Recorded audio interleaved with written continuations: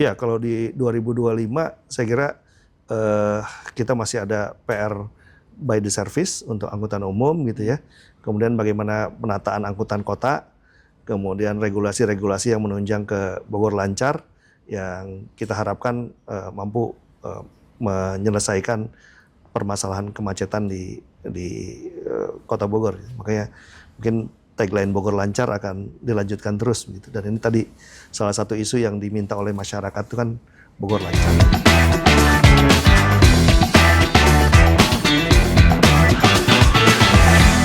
Bicara Bogor, ini kita sudah tinggal menghitung hari menuju tahun baru 2025.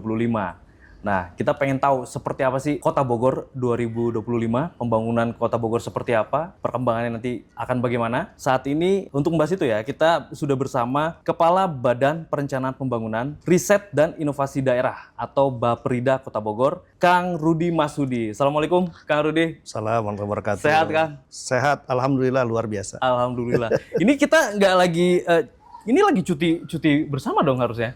Ini hari Kamis bukan hari libur. Oh begitu ya, apa ini tagline baru nih di Baperida nih ya. Baik, Kang Rudi, sebelumnya saya pengen ya kita bicara-bicara dulu lah. Saya pengen memperkenalkan juga ke masyarakat ya. Mungkin ada yang belum tahu juga Baperida ini apa sih? Mungkin kan di mata awam orang sudah banyak mengenal Dinas Kesehatan, Dinkes begitu, Dinas Sosial, Dinsos. Ya. Nah, Baperida ini apa sih gitu? Bahkan Baperida ini juga nama baru sebetulnya. Nomenklaturnya baru nih ya. Sebelumnya adalah Bapeda biasanya, Bapeda Litbang. Apa sih Baperida? Badan Perencanaan Pembangunan ini apa? Tugasnya apa saja? Fungsinya apa? Seperti apa? Ya. Terima kasih nih Kang Riki dan Radar Bogor memberikan kesempatan kepada kami untuk bisa menyampaikan terkait dengan pembangunan di Kota Bogor, proses perencanaan di Kota Bogor, dan hal lain yang terkait dengan program-program pembangunan baik lokal Bogor maupun nanti secara nasional gitu, isu-isu yang berkembang saat ini. Dan saya berterima kasih Radar Bogor memfasilitasi podcast ini dan mudah-mudahan menjadi bagian dan saluran informasi buat seluruh warga Bogor maupun warga di luar Kota Bogor. Tadi bicara tentang kami di Baperida, nomenklatur kami ini memang baru tahun 2024 ini. Sebelumnya nomenklaturnya Bapeda. Bapeda ya? Badan Perencanaan Pembangunan Daerah. Di nasionalnya namanya Bappenas. Oke. Badan Perencanaan Pembangunan Nasional. Nah, kami ada regulasi dari Mendagri dan juga dari Peraturan Kepala BRIN di pusat untuk menyesuaikan nomenklatur kelembagaan. Ya, ada BRIN di pusat, maka di daerah harus membentuk BRIDA, Badan Riset Inovasi Daerah. Nah, ini kemudian kami kaji bersama dengan Fakultas Administrasi UI pada saat 2023. Kesimpulannya adalah untuk Kota Bogor saat ini belum secara otonom membentuk BRIDA, tapi kemudian digabungkan dengan Rumpun Perencanaan Pembangunan. Oleh karena itu kemudian kita memilih menggabungkan dengan Bapeda, maka nomenklaturnya menjadi Baperida, ditambahkan fungsi-fungsi perencanaan pembangunan dengan fungsi riset dan inovasi daerah. Kenapa demikian? Kita berharap bahwa seluruh kebijakan, seluruh perencanaan itu berdasarkan hasil analisis, hasil kajian, hasil penelitian yang menjadi evidence base dalam pengambilan kebijakan. Oleh karena itu, peran strategis riset dan inovasi menjadi kekuatan yang penting dalam pengambilan keputusan-keputusan gitu, decision support system, menjadi support dalam pengambilan kebijakan dan berdasarkan kondisi-kondisi yang dianalisis secara baik. Oke. Saya garis bawah ini. Singkatnya artinya apa yang pembangunan di suatu daerah itu dirumuskan di Baperida begitu ya, kalau sekarang begitu ya. Oke. Dari dulu juga begitu ya, dari Bapeda. Jadi hierarki perencanaan ya di Undang-Undang 25 tahun 2014 itu tentang sistem perencanaan pembangunan nasional, ini dibagi beberapa skala. Untuk jangka panjang disebut dengan rencana pembangunan jangka panjang daerah. Di nasional, rencana jangka panjang nasional. Itu 20 tahunan. Dan kita baru saja menyelesaikan RPJP kita untuk Kota Bogor 2025-2045. Kemudian dalam skala jangka menengah 5 tahunan itu disebut dengan RPJMD, Rencana Pembangunan Jangka Menengah Daerah. Nah, kita baru saja menyelesaikan RPJMD pasca Pak Bima Arya dan Pak Dedi, dan sekarang bersiap untuk menyusun dan menetapkan RPJMD 2025-2029. Oke. Ya, mendekatkan antara pendekatan teknokratis dengan janji-janji politik wali kota terpilih. Kebetulan saat ini yang terpilih Pak Dedi dan Kang Jenal gitu. Yeah. Nah, ini nanti kita akan rumuskan dalam RPJMD Kota Bogor 2025-2029. Untuk jangka pendek itu ada rencana pembangunan tahunan yang disebut dengan RKPD, Rencana Kerja Pembangunan Daerah. Nah, untuk 2025 kita sudah selesaikan RKPD-nya, menyongsong kegiatan 2025. Dan kami di Baperida saat ini sedang bersiap selain untuk menyusun RPJMD 2025-2029, juga bersiap menyusun untuk rencana kerja pemerintah daerah 2026. Oke. Ya, untuk mempersiapkan itu. Jadi ada jangka panjang, jangka menengah, jangka pendek yang menjadi bagian dari domain kami untuk mempersiapkan dokumen-dokumen perencanaan itu, mulai dari pendekatan teknokratis, partisipatif, pendekatan politis, sampai pendekatan top down gitu, untuk mengharmonisasi kebijakan-kebijakan nasional sampai dengan kebijakan daerah. Oke. Kita bicara yang pendek dulu nih ya. Kita bedah nih. Outlook Bogor 2025. Ya. RKPD yang sudah disusun di 2025 seperti apa? Ya. Apa yang menjadi titik fokus kita gitu? Kami memfokuskan tahapan-tahapan 2025 ini kepada daya saing sumber daya manusia untuk menunjang daya saing daerah. Oke. Karena kami berharap pembentukan dan kemudian bagaimana mengembangkan sumber daya manusia ini menjadi salah satu kekuatan di Kota Bogor. Kita secara sadar dan menganalisis melihat bahwa kalau kita kemudian pendekatannya pada tumpuan sumber daya alam, nah kita akan ketinggalan dengan daerah lain karena potensinya sangat kecil. Yeah. Oleh karena itu kita pendekatannya bahwa hari ini sebagai pondasi untuk 20 tahun ke depan harus sudah mendekatinya pada peningkatan sumber daya manusia.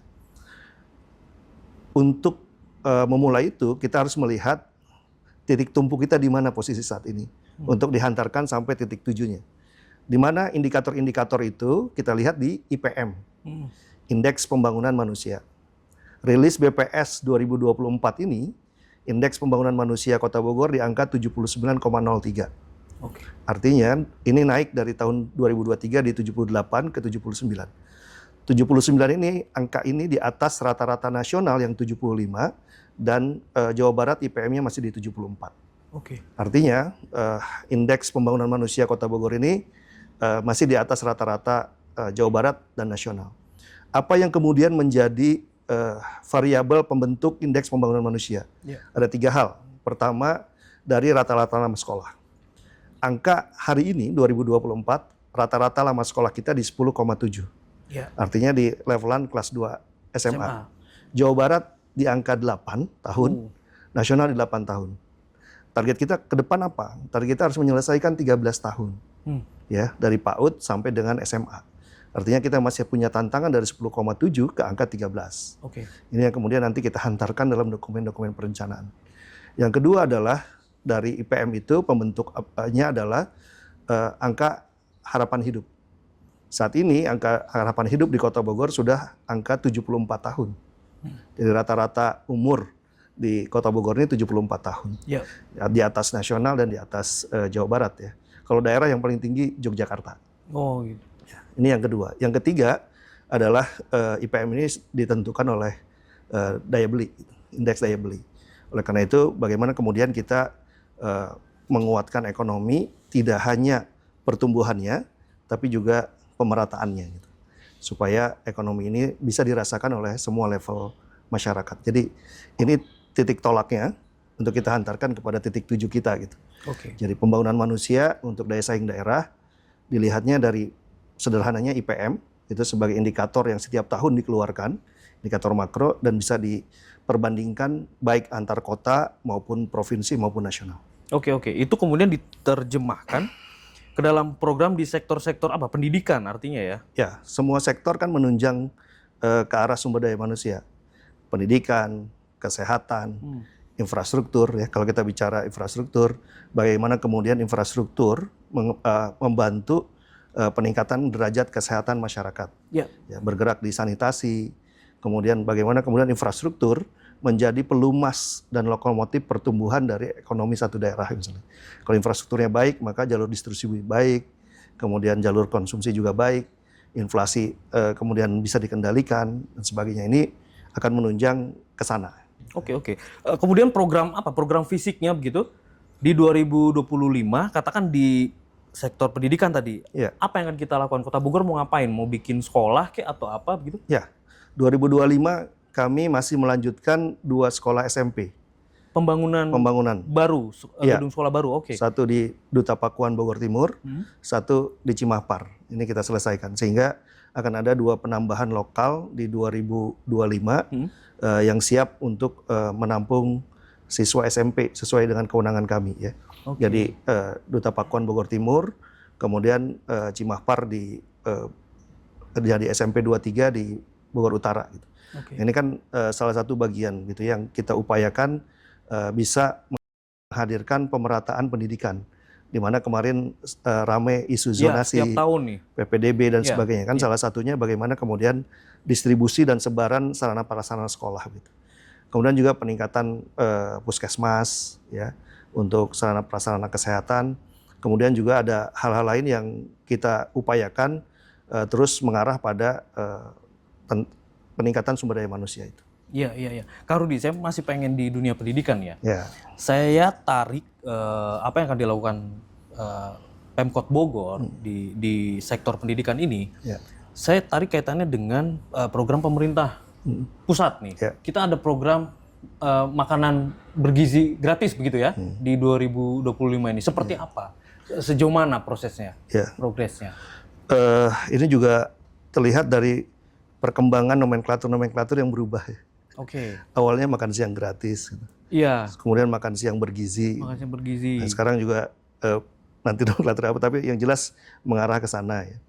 Dan kita juga di pemerintah Kota Bogor mempersiapkan itu untuk bisa mengharmonisasi dan juga mendukung program nasional terkait dengan makan siang bergizi ini. Yeah. Namun kami masih memiliki catatan gitu Kang Riki terkait dengan makan siang bergizi ini. Yang pertama adalah kami sampai saat ini belum mendapatkan juklak juknis. Oh, belum ada? Ya, di daerah ini. Udah berapa hari lagi? Ya, menghitung hari ya, menuju 2025. Yeah. Kami di daerah ini belum mendapatkan petunjuk pelaksanaan, petunjuk teknis, bagaimana kami di daerah membantu program nasional ini. Oke. Misalnya, pertama dari proporsi. Nasional proporsinya berapa, provinsi berapa, kota berapa. Yeah. Ini kami juga masih menanyakan dan baru saja kami kemarin melakukan diskusi dengan Badan Gizi Nasional tentang ini. Mereka sedang siapkan juklak juknisnya. Infonya dalam waktu dekat akan disampaikan ke daerah. Berapa proporsi daerah dan sebagainya. Kemudian yang kedua, kita berharap ada kejelasan terkait dengan klaster-klaster sekolah. Gitu. Iya. Kalau di Kota Bogor sendiri, kalau sesuai dengan kewenangan kami, hampir ada 228.000 siswa ya dari PAUD sampai dengan SMP. SMA, SMP, SMA ya. SMA juga ya. Okay. Nah itu seperti apa? Apakah kemudian semua sekolah disamaratakan, atau kita lihat kan ada sekolah-sekolah maju ya di Bogor yang SPP-nya saja sudah tinggi gitu ya, kemudian masuknya sudah tinggi, apakah kemudian ini masih masuk dalam klaster? Kemarin kami tanyakan juga untuk itu ya. Nah itu diminta daerah melakukan self assessment terkait dengan profil sekolah ini untuk dibentuk klaster-klaster mana yang memang akan menerima, atau kalaupun tidak menerima dibuat surat pernyataannya, begitu menurut BGN. Yang ketiga, menurut kami ini perlu kejelasan apakah kemudian nanti satuan pelayanan konsumsi ini, dapur misalnya begitu, ini dikelola oleh siapa gitu. Dan intervensinya bentuknya apa gitu. Karena kalau kita lihat mata rantai makan siang bergizi ini tidak hanya pada saat siswa mengkonsumsi, tapi kita lihat dari mulai hulu sampai hilir banyak hal yang harus kita pikirkan dan banyak hal yang harus kita persiapkan. Di hulu misalnya, bagaimana kemudian supply ya terkait dengan makanan terkait dengan bahan baku ini dipersiapkan oleh siapa. Ya. Kami berharap memang ini kemudian mampu mengembangkan sirkular ekonomi di tingkat petani lokal misalnya, sebagai supplier untuk bahan baku masakan Di ini. dapur, ya. Kita ada kelompok wanita tani, ada kelompok tani dewasa, ada kelompok taruna tani begitu, yang bisa mengembangkan ini, atau pengembangan urban farming di tingkat Kota Bogor misalnya. Kemudian di tingkatan produksi ya, bagaimana kemudian mempersiapkan ini kan setiap hari. Iya. Bukan satu kegiatan event yang hanya dilakukan hari itu saja. Tapi ini setiap hari. Kalau kita lihat pendidikan itu 25 hari dalam 1 bulan. Yeah. Bagaimana mempersiapkan dapur ini supaya memang betul-betul bisa mensuplai makanan yang dibutuhkan oleh 280 ribuan siswa di Kota Bogor ini. Kemudian berikutnya adalah sampai pada apakah kemudian distribusi. Gitu. Nah, distribusi ini siapa yang kemudian menyalurkan? Kalau kemarin kejelasannya ada distribusi dari BGN dan tim gitu ya. Nah, ini kita tahu kan sebaran SD saja hampir 250 SD negeri ya, belum lagi swasta. Kemudian SMP, dan itu tidak hanya di tengah kota gitu, sampai ke daerah pinggiran-pinggiran kota gitu. Kalau di Bogor sih mungkin terjangkau ya. Kalau kawan-kawan kita di daerah lain terpencil dan sebagainya, ini juga menjadi permasalahan yang kami juga bicarakan gitu ya. Dan di paling hilir gitu, bagaimana kemudian pengelolaan dari food waste yang ada. Oh, menarik, betul. Ya. Nggak kepikir itu. Ya. Betul. Makanan ini saya pernah tanya yang uji coba ya di Dinas Kesehatan, ada makanan banyak nggak habis itu di tingkatan TK itu, SD kelas 1 dan 2 karena memang porsinya disamakan gitu ya. Dengan kelas-kelas yang sudah terlalu banyak besar buat mereka lah ya. Mungkin gitu. Nah, ini siapa nanti yang mengelola gitu ya, sampai ke arah sana. Nah, ini kita membutuhkan petunjuk pelaksanaan, membutuhkan petunjuk teknis agar pelaksanaannya bisa berjalan dengan baik gitu. Iya. Karena Kang Rudi tadi di produksi aja deh.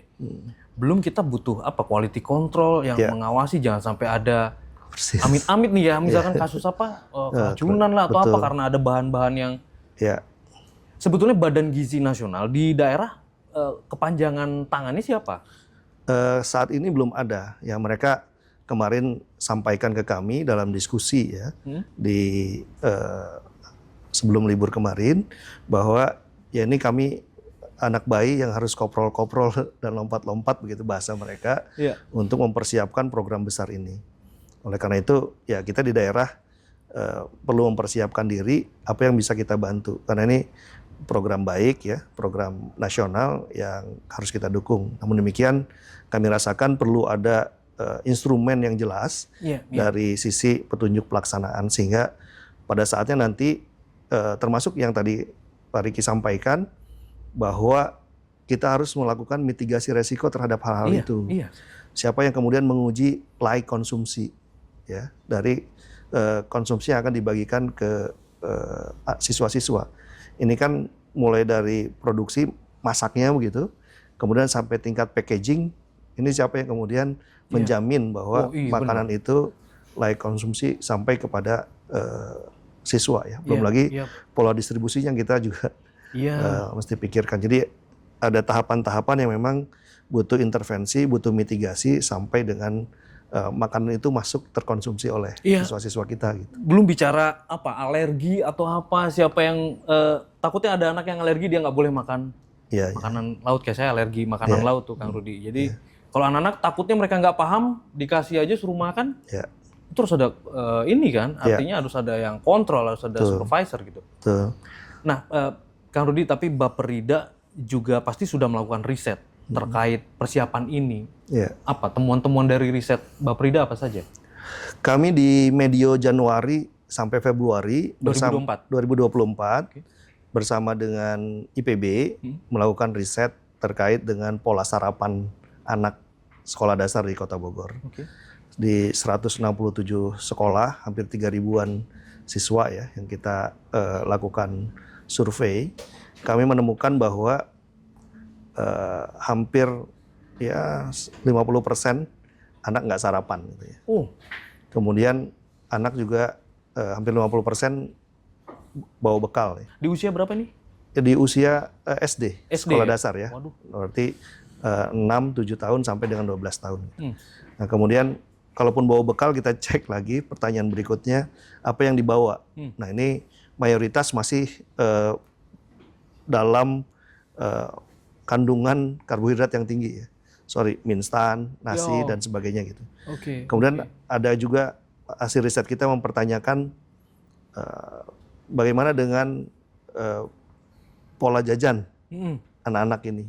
98% pasti jajan. anak jajan.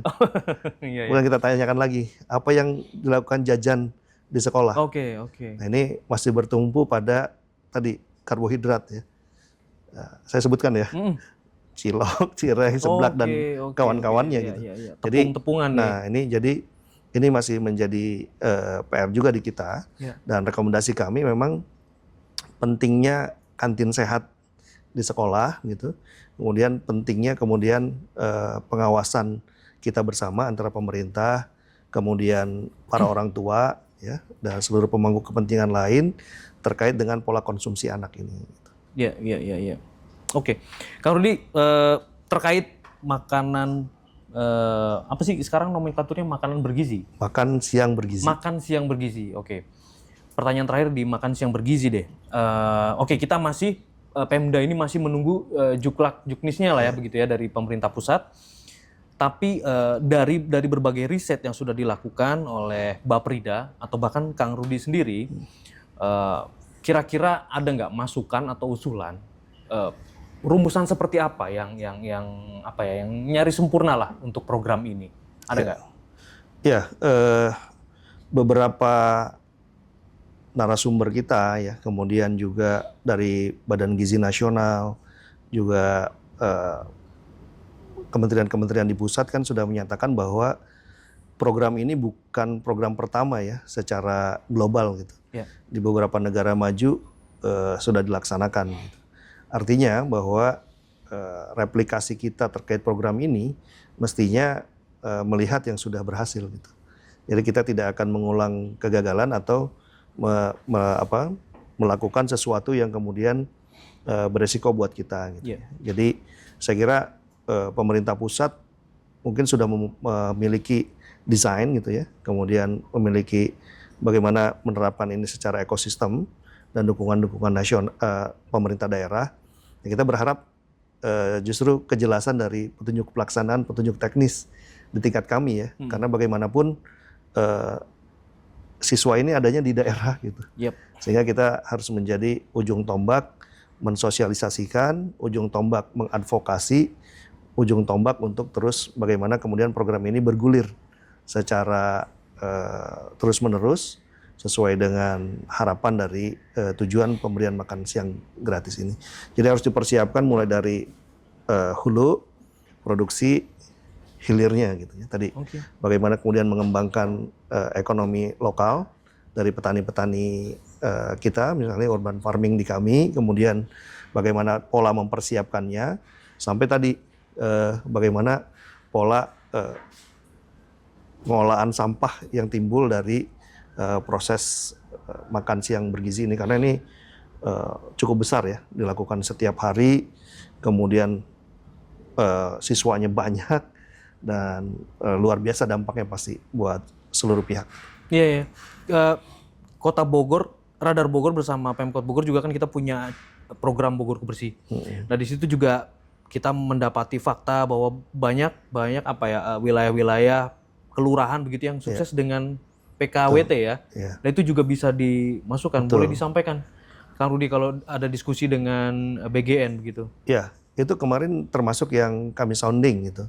Di diskusi kami dengan BGN kemarin kami inisiasi Bapeda kota se-Indonesia.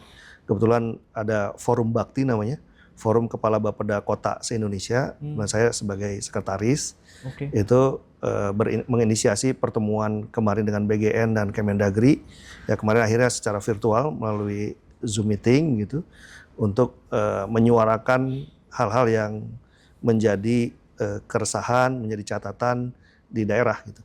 Nah, ini kami terus akan mengadvokasi di tingkatan Bapeda kota seluruh Indonesia, dan kami berharap kami bisa bertemu langsung ya secara offline sehingga bisa lebih mengelaborasi terkait persiapan-persiapan. Intinya adalah bagaimana kita mempersiapkan diri mendukung program ini bisa berjalan lancar dan sesuai dengan harapan yang ditetapkan oleh pemerintah pusat. Gitu. Iya. Sorry, Kang Rudi, tadi saya lupa untuk menanyakan teknisnya ya. Kita tadi siswa di Kota Bogor ada berapa? Hampir 228 ribuan. 28.000. Artinya untuk kebutuhan apa? Dapurnya begitu, kita butuh berapa dapur untuk bisa? Ya, kalau kita bagi kemarin ya, berdasarkan penjelasan staf ahli di Badan Gizi Nasional, satu dapur itu untuk 3.000. Satu dapur 3.000 siswa. Iya. Oke. Berarti kan kebutuhannya sekitar 56-an gitu. 56 dapur ya, itu Kota Bogor saja yang harus ya. dipersiapkan ya. Jadi itu juga kita harus mempersiapkan lokasi, mempersiapkan bangunan kan gitu, dan bagaimana pola distribusinya. Nah ini yang kemudian berharap bisa mendapatkan kejelasan karena ini kan sebentar lagi akan masuk di 2025. Artinya perguliran APBD juga akan segera dilakukan ya. Sehingga penyesuaian terkait dengan kebutuhan anggaran di APBD 2025 ini perlu kita tentukan juga. Nah, kalaupun ini nanti ada penyesuaian, artinya kami harus ada pergeseran di APBD untuk memenuhi kebutuhan dari makan siang. Tapi sudah diplot ya di anggaran? Kami memplotkan sementara ya, memplotkan sementara ada di Dinas Ketahanan Pangan dan di Dinas Pendidikan. Besarannya belum terlalu besar, tapi kami mempersiapkan ini untuk mempersiapkan dulu taggingnya gitu ya, mempersiapkan dulu semacam boxnya begitu, supaya nanti kalaupun ada kejelasan teknisnya kita akan lakukan penyesuaian. Kalaupun kurang ya seperti di pedoman penyusunan APBD harus dilakukan pergeseran.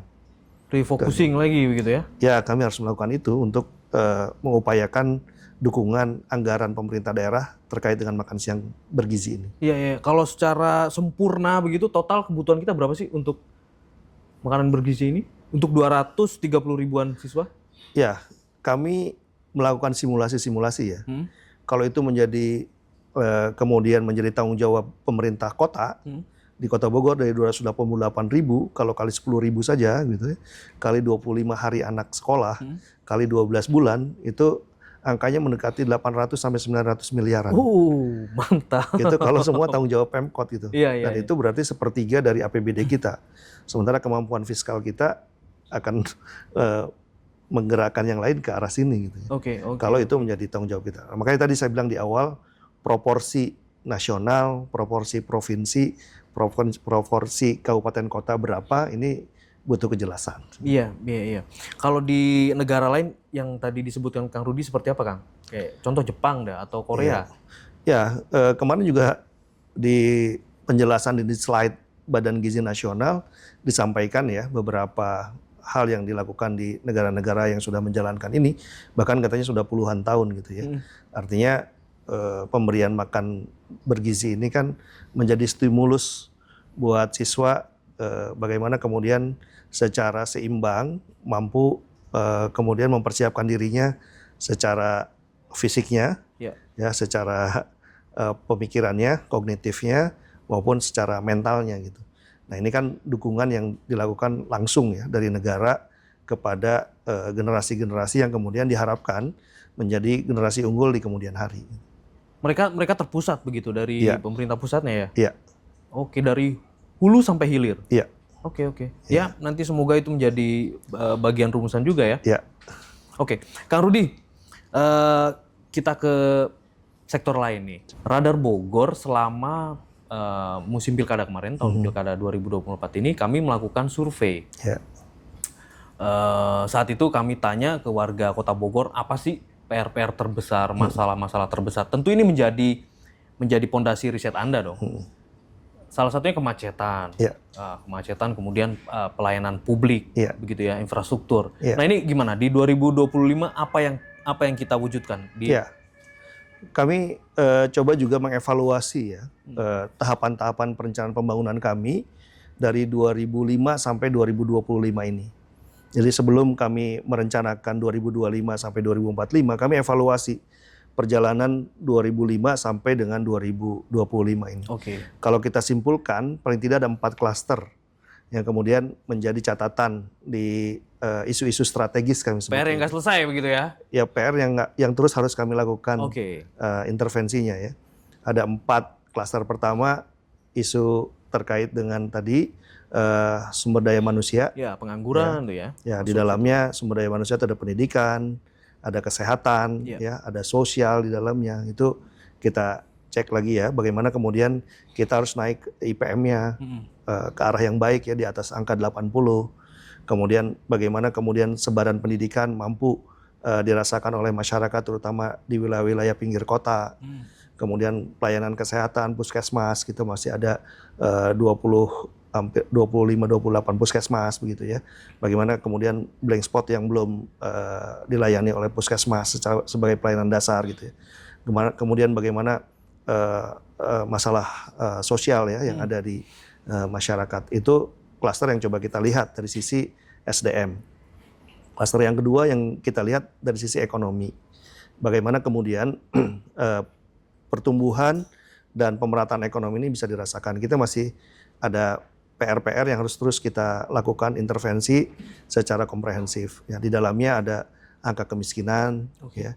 Angka kemiskinan kita di angka 6,7 di 2023, sekarang turun ke 6,5 ya. Walaupun secara nasional dan Jawa Barat kita masih di bawah nasional dan Jawa Barat. Tapi ini kita harus intervensi. Bahkan dari angka kemiskinan ini ada yang disebut dengan kemiskinan ekstrim, ya, yang dikeluarkan oleh Menko PMK 0,7% di Kota Bogor begitu. Ini yang menjadi catatan kita untuk terus kita lakukan arah ke sana. Pak Presiden Prabowo mengatakan bahwa harus sampai angka 0 gitu ya. Nah, tentu ini butuh intervensi-intervensi sebagai isu strategis di ekonomi. Kemudian pengangguran. Angka pengangguran kita itu sesungguhnya dalam 15 tahun terakhir ya, kalau kita lihat evaluasi itu terus menurun sampai di angka 9 di 2019, tapi ingat kita pernah COVID di 2020-2021 naik lagi 3% ke angka 12%. Kemudian coba kita recovery, saat ini angka tingkat pengangguran terbuka kita di 8,3% di 2024 ini. Artinya kita masih harus menurunkan angka itu karena angka pengangguran terbuka di Kota Bogor ini masih di atas rata-rata Jawa Barat dan nasional. Ya. Artinya ini PR kita di sisi pembangunan. Yang lain PR kita adalah bagaimana indikator ketimpangan wilayah yang disebut dengan Gini rasio. Angka kita di 0,46. Nah ini dalam klasifikasi sedang gitu ya. Tapi kemudian bagaimana ketimpangan ini terus harus kita turunkan gitu. Agar kue pembangunan, hal-hal yang menjadi manfaat, dampak pembangunan ini dirasakan oleh semua pihak gitu. Kemudian juga kita lihat dari sisi laju pertumbuhan ekonomi Kota Bogor. Ya. Rata-rata sebelum COVID-19, angka laju pertumbuhan ekonomi Kota Bogor atau LPI Kota Bogor itu di angka 6% ke atas. Paling tinggi 6,7%. Tapi kemudian pada saat COVID 2020, ini kita terkonstruksi. Ya. Jadi bukan lagi seperti SPBU dimulai dari angka 0, tapi laju pertumbuhan ekonomi kita minus 0,41 di 2020. Nah ini yang kemudian kita berusaha untuk melakukan recovery pada saat itu, naik ke angka dari minus 0,41 ke 3,6, kemudian di 2022 naik ke angka 5,6%, nah 2023 kemarin ada perlambatan di angka 5,1%. Walaupun laju pertumbuhan ekonomi ini masih di atas Jawa Barat dan nasional ya, tapi kita lihat belum rebound ke angka sebelum COVID-19 ya, di 2019 di angka 6% ke atas gitu. Nah ini masih menjadi PR kita untuk bagaimana kita mengembalikan rebound ke angka 6% di laju pertumbuhan ekonomi. Laju pertumbuhan ekonomi kan ada 4 variabel yang kemudian mendukung laju pertumbuhan ekonomi. Satu, tingkat konsumsi masyarakat. Kedua, investasi. Ketiga, belanja pemerintah atau government expenditure. Yang keempat adalah net export impor. Nah 4 ini yang kemudian kita usahakan terus bisa meleverage, mendongkrak angka laju pertumbuhan ekonomi di Kota Bogor. Nah tentu ini masih menjadi PR, apalagi target dari nasional ya, secara umum Pak Prabowo menyampaikan kalau kita mau keluar dari middle income trap country harus 8%. Ya. Artinya nih, pengungkitnya harus luar biasa gitu, dari angka 5,1% ke angka 8% di tingkat Kota Bogor ya. Nah ini kami masih menjadi catatan kami ya untuk klaster kedua tadi, pertumbuhan ekonomi. Tadi kan 4 yang kami klasterkan ya dari isu-isu strategis tadi. Satu, sumber daya manusia. Kedua, laju pertumbuhan ekonomi. Yang ketiga, bagaimana kemudian pengembangan infrastruktur dan lingkungan hidup. Ya. Kenapa ini kami gabungkan? Ya tadi, infrastruktur dan lingkungan hidup ini kita menyeimbangkan ya. Bagaimana kemudian kemajuan infrastruktur itu tetap mempertimbangkan keseimbangan lingkungan gitu. Jadi infrastruktur kita masih memiliki catatan. Tadi juga Ricky, hasil riset Radar Bogor sama dengan hasil riset kita. Kalau ditanya apa sih yang ingin diselesaikan di Kota Bogor, kemacetan salah satunya gitu ya. Tapi kemudian kalau kita lihat dalam 15-20 tahun ke belakang, beberapa titik kemacetan itu kan bisa kita selesaikan ya. Nah ini beberapa titik yang sudah diselesaikan, namun ada beberapa titik yang kemudian harus terus kita intervensi ya. Misalnya yang sudah selesai RM Arta Dinata dengan flyover ya. Kemudian kemarin ada bottleneck di Otista, kemudian diselesaikan dengan lebar Otista. Itu pendekatan infrastruktur. Pendekatan yang lain angkutan umum massal yang dilakukan misalnya begitu. Ini usaha-usaha yang dilakukan oleh pemerintah Kota Bogor ya. Kemudian bagaimana mengembangkan terus punggungan lainnya, terutama R3 ya, diselesaikan. Sekarang baru sampai Katulampa. Kita berharap konektivitas dari utara, wilayah Warung Jambu, sampai dengan Tajur. Nah itu nanti terkoneksi sehingga tidak semua pergerakan ke pusat kota gitu.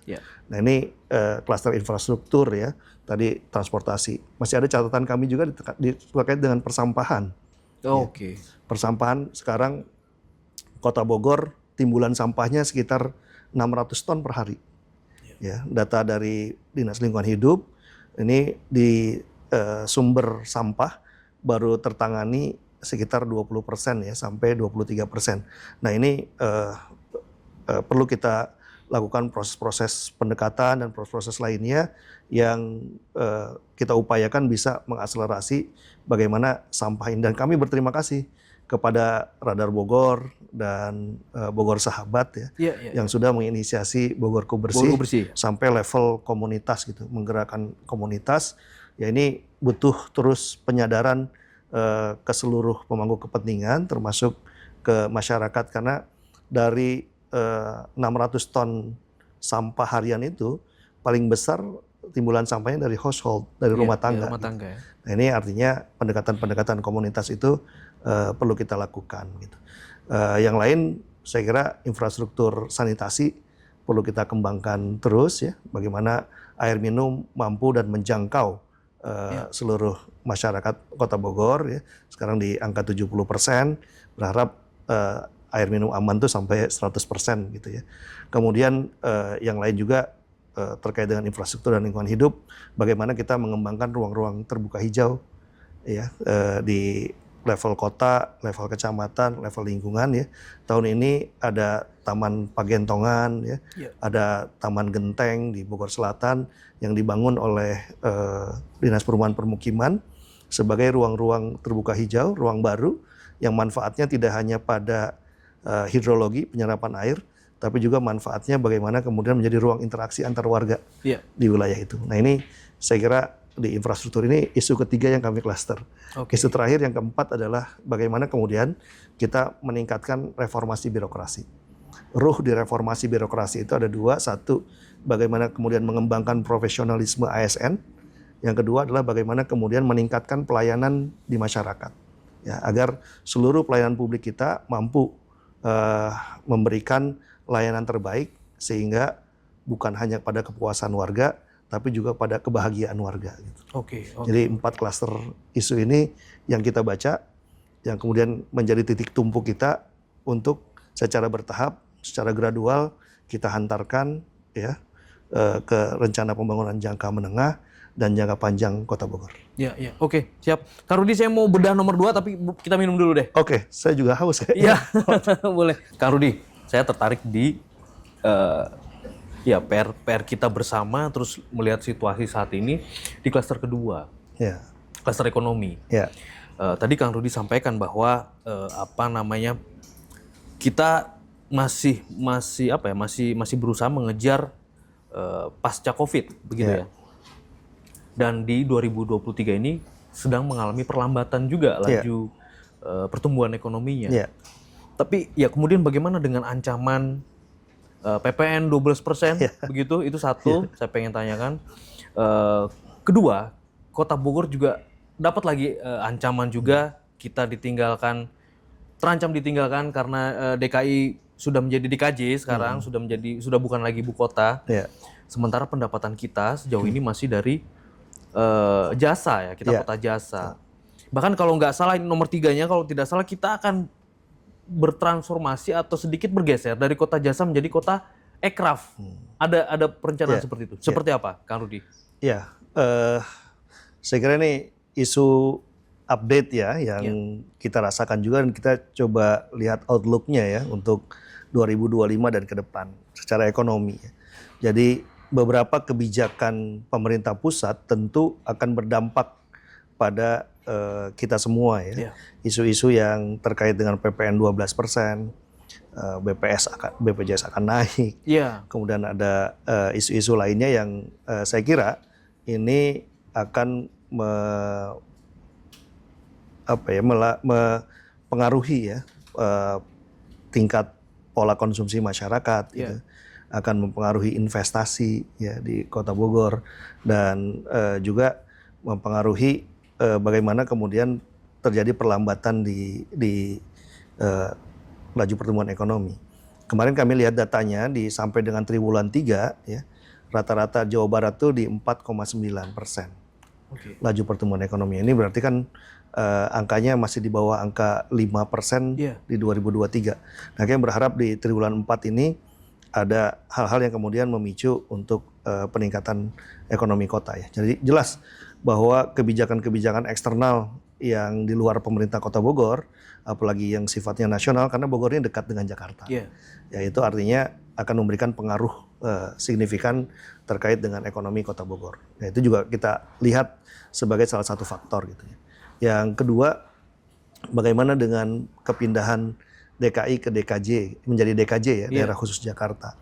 Nah, kami lihat juga di Undang-Undang 2 2024 tentang daerah khusus Jakarta, itu ada bab khusus yang menyatakan tentang kawasan aglomerasi Jabodetabek Jur. Jakarta, Bogor, Tangerang, Depok diluaskan sampai dengan Cianjur. Dan kami sudah beberapa kali diskusi dengan Bappenas, sekarang sedang menyusun RIPKA, Rencana Induk Pengembangan Kawasan Aglomerasi.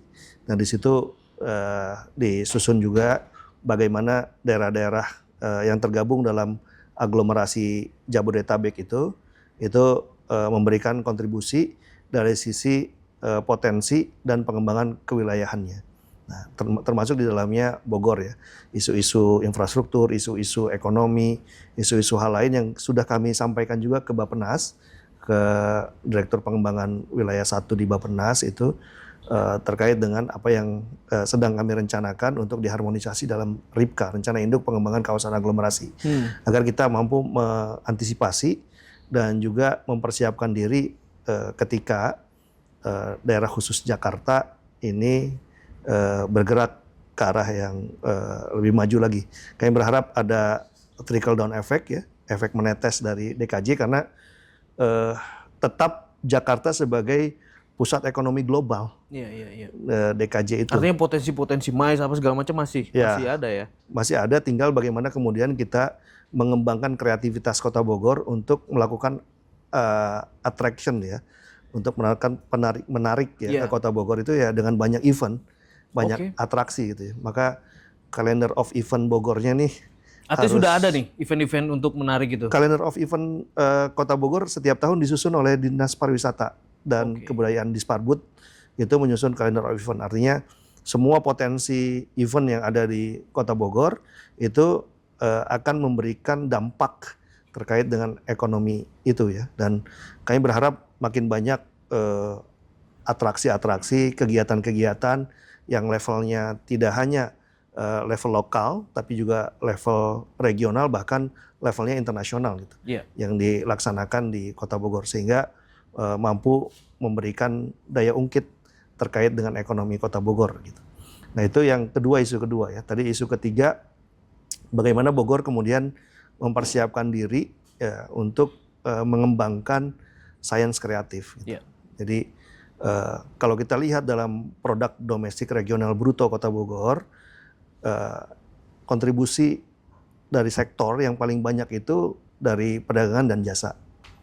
Jadi kita bukan pada sektor primer pertanian atau industri yang padat karya dan padat modal, kemudian bukan juga di sektor sekunder di industri pengolahan, tapi kita kemudian ada di sektor tersier, perdagangan dan jasa. Kami melihat, berdiskusi, membaca situasinya, kemudian menganalisis, mendapat banyak masukan bahwa ke depan Kota Bogor ini pengembangan ekonomi kreatifnya akan lebih meningkat dan bisa menjadi punggungan dari ekonomi Kota Bogor. Ada 17 subsektor yang ada di ekonomi kreatif ini, ya mulai dari kuliner, kria, musik, film, dan sebagainya begitu ya, 17 subsektor itu yang bisa menjadi kemudian ke depan menjadi tumpuan ekonomi Kota Bogor ya. Ditambah kita juga sudah menetapkannya ya dalam Peraturan Daerah Kota Bogor nomor 10 tahun 2024, visi RPJPD Kota Bogor 2025-2045. Visi 20 tahun kita kota sains kreatif, maju dan berkelanjutan. Itu tiga hal yang tadi ditanyakan Kang Riki. Oke. Artinya apa yang dilakukan contoh untuk Ekraf nih, untuk 17 sektor tadi. Apa yang dilakukan Baprida? Apakah kita menggelar event-event atau apa? Memperkuat itu. Saya kira beberapa hal ya yang terkait dengan ekonomi kreatif ini sudah banyak diinisiasi oleh komunitas-komunitas, juga banyak dilakukan pada level kelembagaan. Oleh karena itu kita pertama mempersiapkan payung regulasinya. Ini bersama-sama dengan DPRD, inisiatif DPRD, kemarin kita sudah membahas juga dengan DPRD menjadi salah satu Propemperda ya, program pembentukan peraturan daerah Kota Bogor, itu pembentukan Perda Ekonomi Kreatif. Di tahun 2025. Akan digarap ya? Akan digarap. Nah, jadi ini menjadi salah satu payung regulasi yang akan disiapkan. Yang kedua, di dalamnya nanti ada kelembagaan, entah bentuknya kelembagaan seperti apa nanti perlu didiskusikan, sehingga ada hub ya dari channel-channel yang banyak di ekonomi kreatif ini, itu bisa berkembang secara bersama-sama gitu ya. Dan tentu dari 17 sektor tidak akan maju secara utuh semuanya, tapi kita lihat mana yang paling potensial untuk berkembang dan menjadi punggungan di ekonomi kreatif ini gitu. Kemudian juga bagaimana kita mengembangkan teman-teman di ekonomi kreatif ini memiliki ruang-ruang ya, memiliki ruang-ruang yang bisa secara leluasa, bisa secara lebih terbuka untuk melakukan dan berkontribusi dalam ekonomi kreatif. Ada Bogor Creative Center, walaupun masih milik pemerintah provinsi, namun saya kira ini penting untuk kita lakukan proses-proses di dalamnya ya. Kemudian ada beberapa taman mungkin dan beberapa hal lainnya yang dikembangkan untuk bisa menjadi wadah atau menampung pengembangan ekonomi kreatif. Hal lain saya kira yang keempat adalah bagaimana ruang inovasi, ya, ruang penelitian lain dan ruang-ruang bagaimana kreativitas itu berkembang secara lebih signifikan di Kota Bogor melalui ekonomi kreatif ini. Kang Rudi, saya pengen bedah tapi ini kayaknya harus harus per isu nih ya karena panjang tapi nggak apa-apa lah. Tapi kalau izin saya menambahkan ya untuk Ekraf ini ekonomi kreatif, saya sangat ya mungkin kami awam melihat intervensi pemerintah itu belum menyeluruh lah ya, mungkin hanya di sektor kuliner atau lain-lain. Saya sepakat sekali ketika ini akan dimasukkan dalam perda, digodok menjadi perda karena contoh di musik, di sektor musik banyak loh itu kompleks, bicara royalti, payung hukum musisi, hak cipta apa segala macam. Jadi saya sangat mendukung itu. Ya, Boleh nanti dibantu diusulkan itu, Kang Rudi. itu sudah menjadi, tadi saya sampaikan itu salah satu yang menjadi bagian di 2025 akan dijadikan sebagai payung regulasinya di Kota Bogor ya. Jadi perda tentang ekonomi kreatif, dan di kami di Baperida juga tahun ini dan kemarin itu sudah mempersiapkan rencana induk ekonomi kreatif Kota Bogor. Jadi Keren. ini yang menjadi bagian pembahasan untuk kemudian secara bertahap nanti rencana aksi daerahnya seperti apa untuk mendukung itu. Tadi yang disampaikan Kang Riki misalnya, bagaimana nih dengan misalnya salah satunya musik ya. Iya. Bagaimana musik ya? Kami juga pernah bertemu dengan komunitas musik, mereka melakukan kajian gitu, penelitian, menyampaikan ke kami, misalnya contohnya, bagaimana kami bisa mengakses ruang publik, taman, untuk kami bermain musik misalnya. Nah itu kan ada kemarin ganjalan bahwa ini ada tidak boleh komersial di taman dan sebagainya. Nah tentu ini harus kita jadikan titik temu ya. Bagaimana titik tumpu menuju titik tuju, pasti ada titik temu di tengahnya untuk bisa menghadirkan antara perencanaan sampai dengan implementasi itu. Iya. Wah, keren itu. Siapa tahu kita atau daerah lain sudah ada yang punya belum? Atau kita pelopor nih, bisa jadi kita pelopor. Ya, teman-teman ekonomi kreatif juga berharap kita pemerintah dengan teman-teman ekonomi kreatif mendorong bahkan sampai ke internasional begitu. Mendorong Bogor menjadi kota ekraf gitu, kota ekonomi kreatif gitu. Nah, ini ya saya kira satu sumber daya yang luar biasa di tingkatan komunitas, dan perlu kita lakukan kanalisasi untuk bisa mengimplementasikan dan sampai pada tujuan itu. Iya. Oke. Kang Rudi, terakhir deh. Kang Rudi, beberapa program-program yang diwacanakan sebelumnya atau bahkan sudah berjalan, kayak contoh perpindahan atau balai kota ke Bogor Timur. Pusat pemerintahan, bahasa seperti itu. Itu seperti apa nanti di 2025? Kita terus atau? Ya, kita akan terus, dan kemungkinan ini menjadi salah satu program yang juga akan didorong oleh Pak Wali Kota terpilih ya. Karena beliau kan salah satu orang yang concern ya terkait dengan hal ini. Bahkan beliau yang juga mempelopori bagaimana kita mendapatkan hibah dari pemerintah pusat 6 hektar itu ya. Dan saya kira tahapan-tahapan itu kita terus lakukan ya. Tahun sebelumnya mulai dari bagaimana membuka akses ke lokasi tersebut di Katulampa. Tahun ini bagaimana kita mengalokasikan anggaran penyusunan detail engineering design di Dinas PUPR tahun ini. Dan kita berharap nanti di RPJMD akan kita masukkan, dan tentu akan mendapatkan persetujuan dari DPRD ya, salah satu alokasinya ke sana. Tentu tidak akan selesai dalam 1 tahun, tentu akan diselesaikan dalam tahun jamak atau multi years dalam proses penganggarannya. Dan kita berharap bahwa ini menjadi salah satu juga pemicu atau pemacu pertumbuhan wilayah di Kota Bogor ya. Jadi ini juga yang kita coba desain di rencana tata ruang kita. Setelah puluhan tahun kita radial konsentrik di Kebun Raya, kita coba redistribusi ruang di Kota Bogor ini dengan infrastruktur dan pembangunan pusat-pusat pertumbuhan ya. Di selatan, di sekitaran Bogor Inner Ring Road, Rancamaya dan sekitarnya. Di timur nanti ada pusat pemerintahan. Kemudian di utara itu kita berharap ada OCBD yang menjadi pemicunya gitu ya. Dan di sini di area Yasmin dan sekitarnya ya. Barat ya. Bagaimana ya dalam 10-20 tahun ke belakang ya, ini luar biasa nih. Yasmin berkembang dan wilayah hinterlandnya gitu. Dulu hanya ada salah satu rumah sakit, sekarang sudah ada beberapa rumah sakit di wilayah sini, dan sekarang ada rumah sakit baru lagi di wilayah Cibadak sana. Artinya ini akan terus berkembang. Jadi redistribusi pelayanan tidak hanya di pusat kota, tapi juga akan menyebar ke wilayah-wilayah pinggir kota dan hinterland. Konsepnya nanti pusat pemerintahan ya di Bogor Timur itu ya? Ya. Oke. Oh ya, tadi sedikit artinya dengan wali kota terpilih 2025 itu sudah ada komunikasi ya untuk Ya, kami coba mempelajari dokumen janji politik dan dokumen kampanye dari wali kota terpilih ya.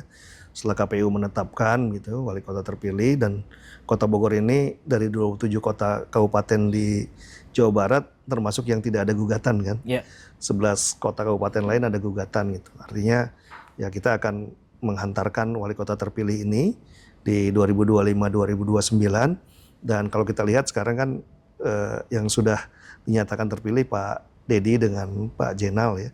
Di dalamnya tidak terlalu banyak perubahan karena keberlanjutan yang diusung oleh Pak Dedi dan Pak Jenal dalam konteks pembangunan ini ya, visi Bogor beres, misinya kemudian ke arah Bogor lancar, Bogor sehat, Bogor cerdas, Bogor sejahtera.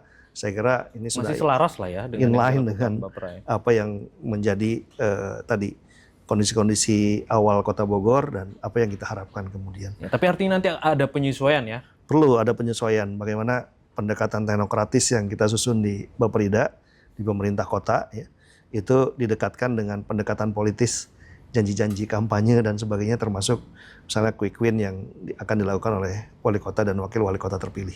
Oke. Kalau di infrastruktur ada apa pembangunan yang ikonik gitu kira-kira nanti di 2025? Kita akan melanjutkan pembangunan flyover atau apa? Ya, kalau di 2025 saya kira kita masih ada PR by the service untuk angkutan umum gitu ya. Kemudian bagaimana penataan angkutan kota, kemudian regulasi-regulasi yang menunjang ke Bogor lancar yang kita harapkan mampu menyelesaikan permasalahan kemacetan di Kota Bogor. Makanya mungkin tagline Bogor lancar akan dilanjutkan terus gitu. Dan ini tadi salah satu isu yang diminta oleh masyarakat itu kan Bogor lancar gitu. Iya. Oke. Ya, kira-kira begitu ya gambaran umum Kota Bogor 2025. Oke. Nanti saya akan undang Anda untuk kita bedah lagi per isu. Siap. Kang Rudi, semoga tidak bosan. Aman. Siap. Senang sekali karena mendapatkan juga ruang untuk bisa menginformasikan langsung kepada masyarakat terkait dengan kondisi Bogor hari ini dan kondisi Bogor ke depan. Siap. Terima kasih, tetap semangat, tetap sehat selalu. Amin. Kang Rudi, selamat tahun baru. Selamat tahun baru, semoga tahun baru menjadi lebih baik buat kita semua. Amin. Bicara Bogor.